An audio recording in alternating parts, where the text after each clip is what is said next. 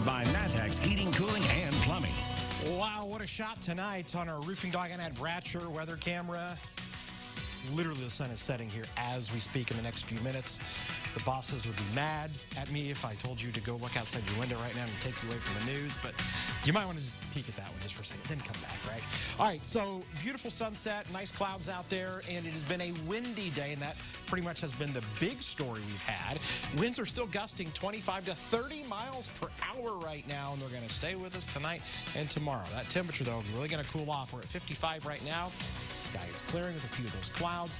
We're going to be quickly heading down to those 40s here before too long as we look along Neal Street. But right now, temperatures into the mid-40s by 11 o'clock. How low are we going? We'll look at that when we come back. WCIA 3 News starts right now. Now from WCIA 3 News. I was devastated.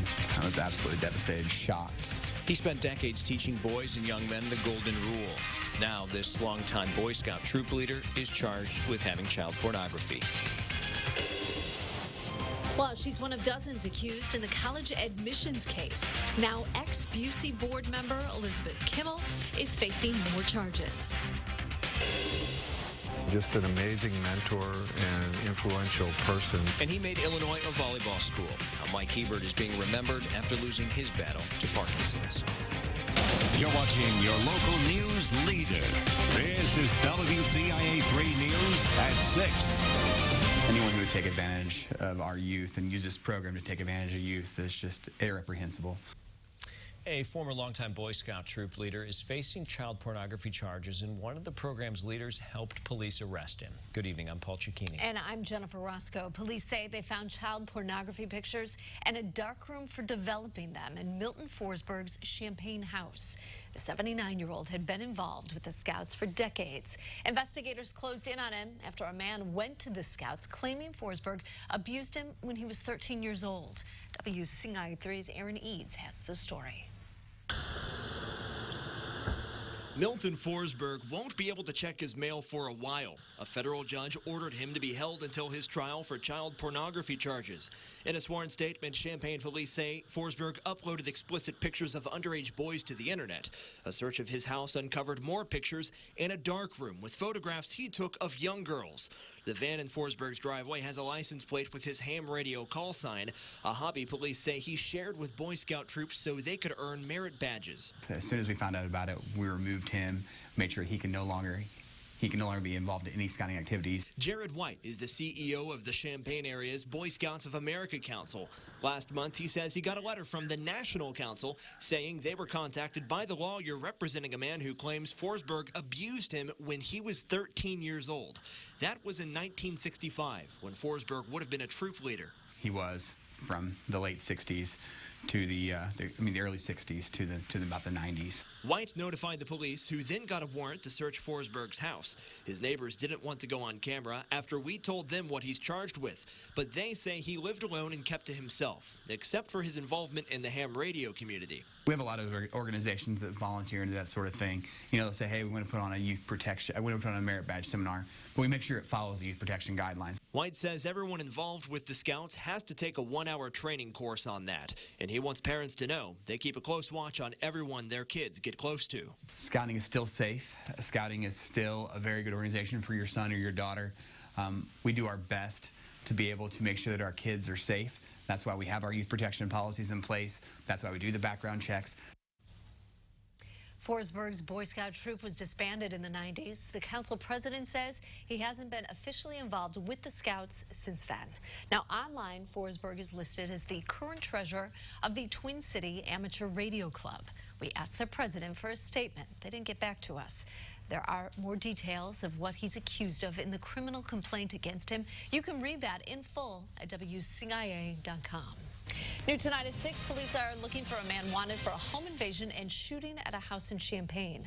They're looking for 29-year-old Michael Rogers. Police say he tried to force his way inside a home at Belmore Drive after threatening a woman he knew inside of it.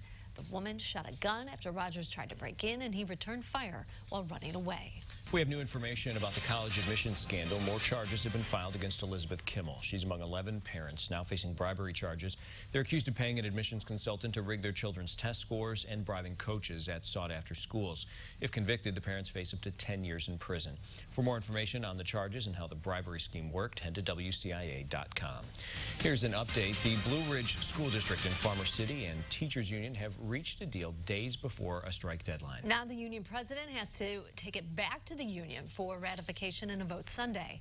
The board will hold a special meeting as well to approve it. The big sticking point during contract talks has been salaries. The union voiced concern about the high rate of teacher turnover because of their pay. The base salary there is in the low $30,000 range for teachers. There were consequences for waiting to Sunday that would put stress on everyone. You know, parents trying to figure out childcare, teachers trying to figure out what they're going to be doing, you know, bus drivers and cooks and all those folks who have just been on pins and needles. Yeah, it was stressful. We had to do a lot of candid conversations and looking at numbers and so forth, and we realized that when it comes down to it, it's about the students here. The deal would cover 3 years. Teachers had been set to strike Monday. Now we're keeping our eye on Springfield teachers. They're still trying to make a deal there. Union members got their first look at a contract proposal last night. They say they're not happy with it. Teachers want better pay, smaller class sizes, and safer spaces to teach. They've been working without a contract since August. Piatt County is short about $500,000 in their general fund. Now leaders are trying to find the money to make up for the deficit. Today, the county board approved a tentative budget, but there's more work to be done before they're in the clear. WCIA 3's Jamie Mays is live with us now. So, Jamie, where do the county's finances stand tonight? Although the county board has set a tentative budget, they will continue to adjust it so they can find a solution. In order to get the county out of the red, the county board set a goal to have departments like the circuit clerk, EMA, and sheriff's office slash about 9% of their budgets. For some departments, that means eliminating jobs and cutting salaries. On average, departments cut about 7%. That was not enough to fix the deficits. And even if all of the departments met that 9% goal, that still wouldn't be enough to fix the problem. So now county board is going to look at the department's budgets closer to see what else can be done. People who live in the county say they are hoping this gets solved. I believe looking at the budget is always something that should happen on a routine basis because it gets them a chance to look at their numbers and reassess each time. The constant manipulation of priorities. Boo-hoo if we can't hire the people we want to hire, get the budget and make it work within the budget, and then cut the budget and make it work again. Board members said they will continue to look for opportunities to save money. They're hoping to find $105,000 to $110,000 to meet their goal. Paul? As you said, a lot of work remains to be done. Jamie, thanks. He put Illinois on the map when it comes to volleyball. How a former assistant and best man is remembering Mike Hebert. Also tonight. I have no shame, especially when it comes to my hair, or in this case, my beard. It seemed like an easy bet, but now Illinois' upset over Wisconsin has one coach using a lot of bleach. And outside, we just witnessed that sun setting there at the top of the show. Now down below the horizon on the Roofing Dog. I had Bratcher weather camera. How about a recap? 46 and 59 degrees. Below average for that high. We're going to come back, talk about how the next several nights look to be pretty chilly in these winds we've had. When do they calm down? We've also got a little bit of rain we've got to tell you about for this week coming up next.